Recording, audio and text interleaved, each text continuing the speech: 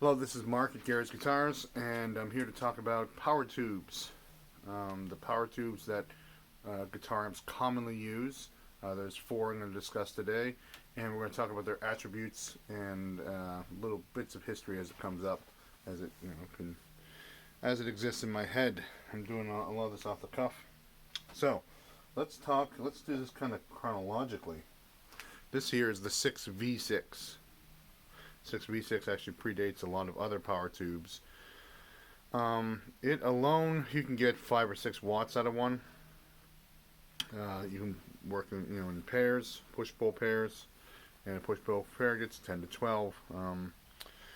And they used to gang up a bunch of pairs. So if you look at the early Hammond amplifiers, they'll have several pairs, maybe 3 pairs of 6V6s. They didn't really have powerful power tubes. They didn't have the transformers the output transformers weren't developed that would be big enough and strong enough to transform them back down.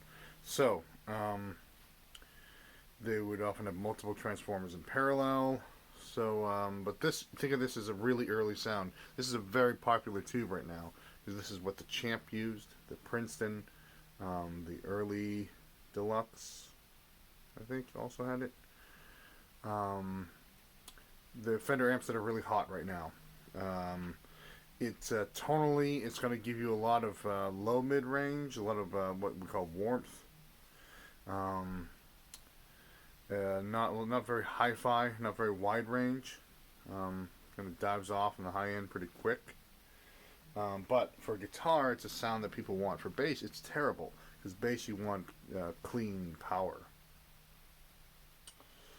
But for guitar, it's a tone tube, and they're in the tone amps. Let's move on to the 6L6, which looks about the same. It's actually a cross. In other words, you can plug a 6L6 into a 6V6 slot, and it will power up and work. But this is a higher output, higher, a little more hi-fi, a little more wide range tube. So a pair of these can get you, and wattage is a tough thing to talk about because wattage is lied about. So a pair of these gets you 35 watts, but for some reason the Fender Bassman claims to be 50 watts with a pair of these. 40 maybe downhill with the wind behind you. 50. Wattage is often, it depends on what impedance you're talking about, and there's all sorts of other things that calculate into that. But tonally, still some of the attributes of the 6V6, a little more wide range as far as the sound, and like I said, that's the Bassman. The Fender Twin used 4 of these. It was a big step forward when they started using those tubes in the 60s. In guitar amplifiers. Also in the 60s, the EL84 came about. This is a miniature tube with similar wattage attributes as the 6L6. It's also known as the 6A, no, not AK, I can't think of the American number. But this escapes me.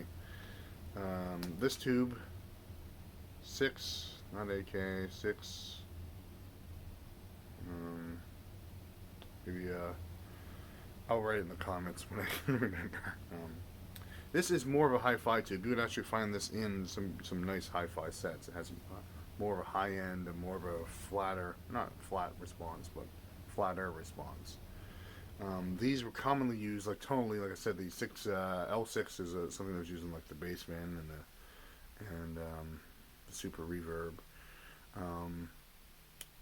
That's the kind of the tonal idea behind this. These were used in the Vox amplifiers in the 60s, and now people are using them everywhere. They're an easy tube to design around, so even Fender has them in the Blues Deluxe, not Blues Deluxe, the Blues Junior. They're kind of low output. A pair of them can get you 15 watts. A quad 30 something. Also wattage is an opinion as much as a scientific equation. Yeah, what I want to say about that is they're just very popular right now, and they're very hi-fi, very full range. To our modern ear, that's now used to getting hit with a lot of high frequencies, it seems brighter. Here we have the EL34, which is a 6CA7. I'll double check that. But we commonly, even though it has the EL84 34 is the European name, we call them by the European name because they came in European amps to us, most notably Marshalls.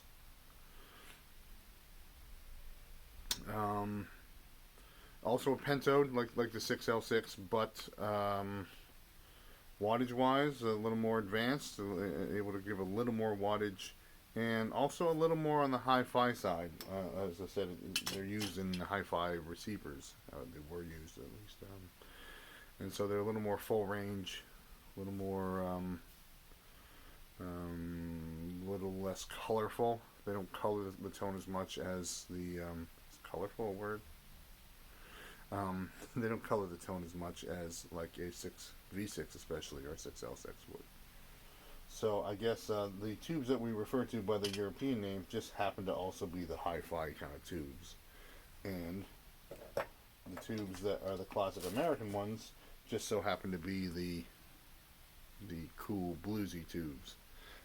Probably not a coincidence, really, because when we hear the music played through 6V6 amps, we're hearing the music of the 50s, and in America that was widely R&B and blues, and also because these amps weren't particularly loud, they were often put to their limit. So we think of, when we hear an amp with 6V6s, we think of this huge kind of distorted sound. They're very difficult to stay clean. So if you're looking for an amp that is never clean, the 6V6 is the way to go. If you're looking for an amp that is half and half, the 6L6, so that would be like that will perform clean, and then once you get it up, halfway up, it will start going a little crazy. If you're looking for something that's very hi-fi like, the EL84 will give you natural reproduction. That's like the Blues Junior. The Pro Junior, which I like better than the Blues Junior, that's another video. And if you want a pentode that is a little cleaner than a 6L6, but also used to make some of the dirtiest sounds because they're used in the Marshalls, the classic Marshalls, the EL34 is your friend. So there are a few other tubes. Actually, I left out the 6550s, which were used in the Ampeg SVT, so honorable mention to those. Those are very high output. And like I said, bass amps like a lot of headroom. So if you have 300 watts and you're using 30 of those watts, your notes are just going to be rounder because you're just not getting anywhere near the ceiling of your sound. Whereas guitar amps don't care about headroom. You just crank it right up and go, get it nice and greasy. So that will do for now, I think. Like I said, I'll probably make a comment with the go into the comments, and I'll mention the name, the number of designations I forgot. Thanks for watching.